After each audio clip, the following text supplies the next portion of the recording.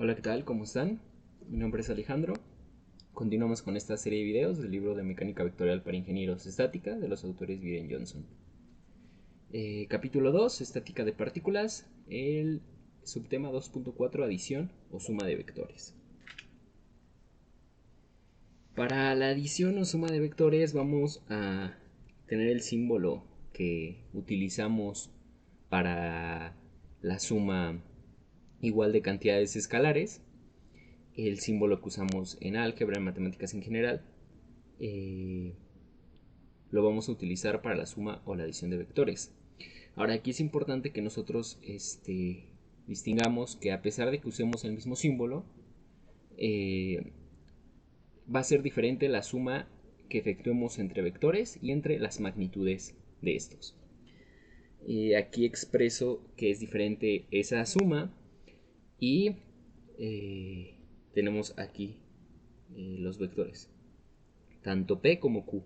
Como lo mencionamos en videos anteriores, en esta serie de videos vamos a ocupar la notación para referirnos a que un vector, a que una cantidad es un vector, como el símbolo de esa cantidad. En este caso, esta fuerza vectorial utilizamos la letra P para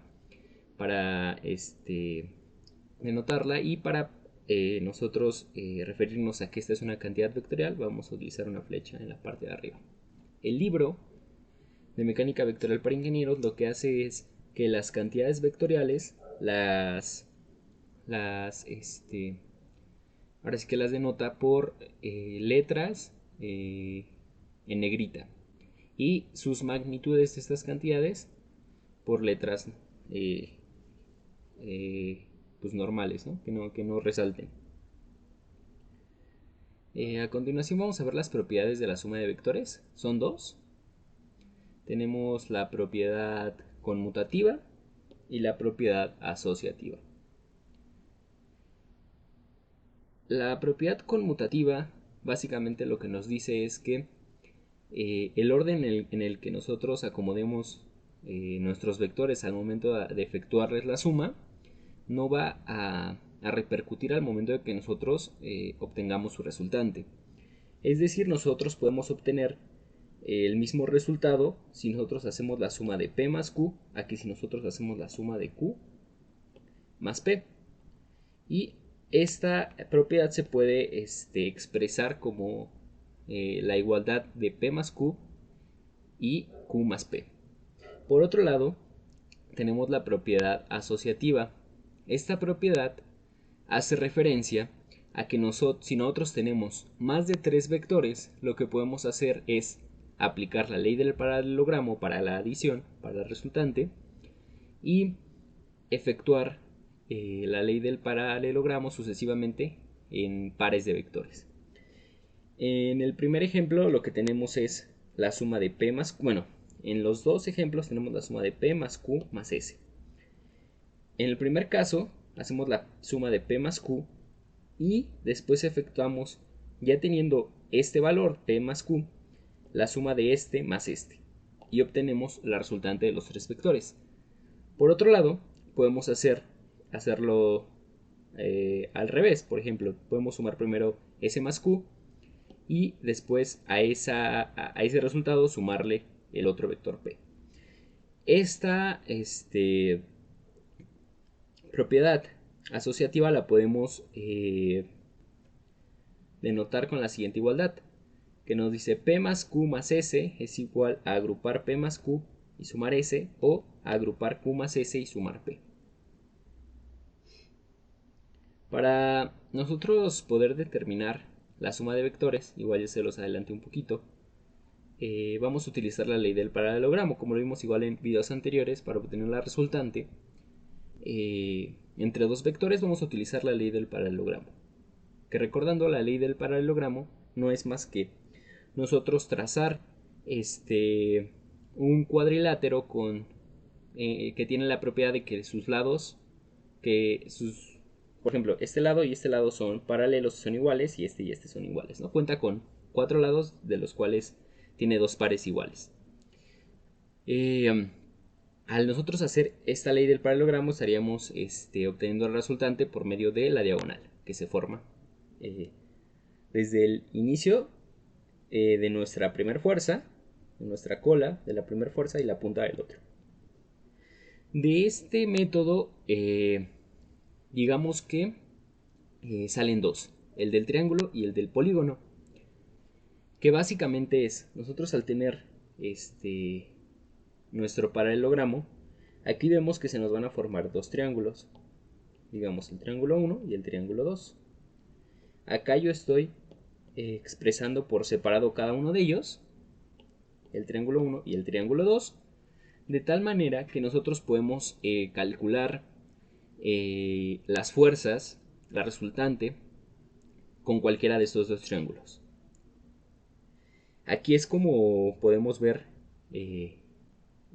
expresada la ley que comentamos anteriormente, la conmutativa, ¿no? Y por otro lado, cuando nosotros tenemos más de dos fuerzas, lo que podemos hacer es aplicar la ley del polígono. Entonces tenemos P, Q más S.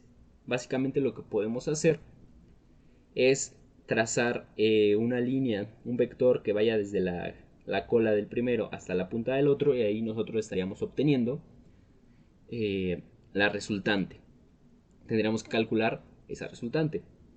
Por otro lado, podemos ocupar la regla del triángulo, formando triángulos y, o sea, tenemos el polígono, formamos triángulos de tal forma que nosotros vayamos obteniendo cada uno de esos lados y podamos obtener la resultante, que sería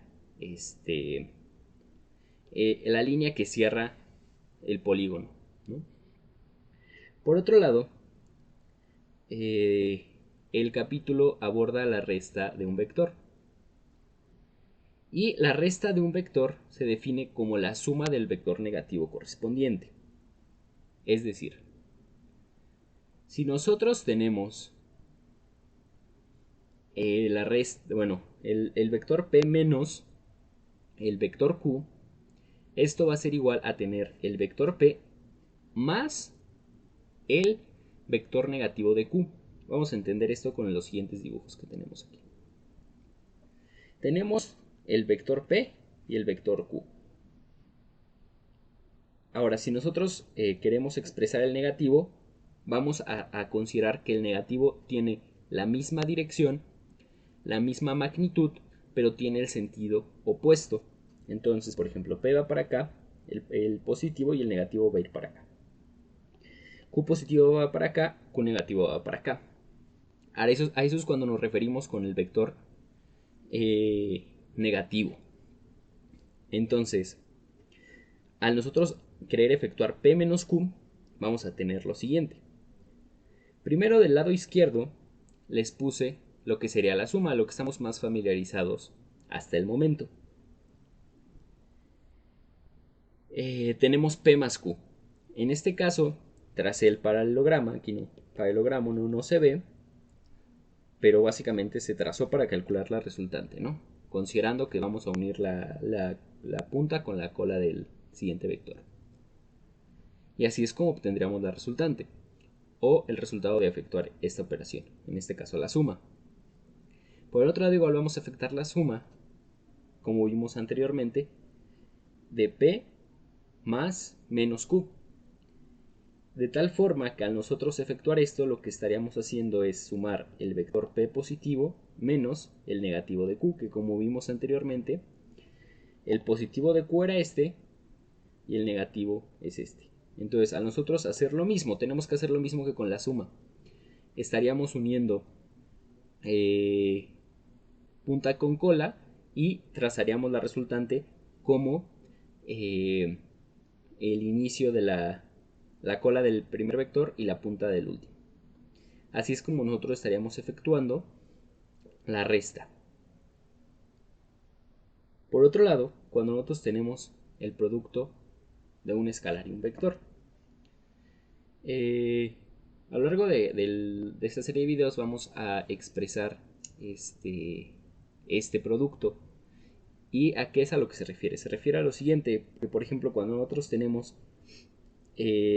la suma de tres vectores iguales, para nosotros poder facilitar esta expresión, lo que vamos a hacer es expresarlo de la siguiente manera. P más P lo vamos a expresar como 3 veces P. De manera general, lo que vamos a tener es lo siguiente.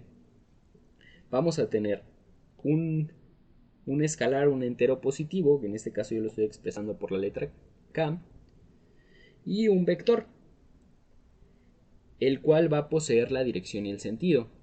Y para nosotros poder calcular la magnitud de este producto, lo único que vamos a hacer es multiplicar la magnitud de este vector por el valor absoluto del escalar. Básicamente la magnitud sería n veces la magnitud del vector. Donde, ¿por qué estamos expresando Q como el valor absoluto? Porque si Q es positivo, estaríamos diciendo que tenemos el vector P positivo. Si lo tenemos como menos Q, estaríamos expresando que tenemos el negativo de ese vector, ¿no? Como lo vimos en la resta. Eso es muy importante porque no es lo mismo tener más P a tener menos P.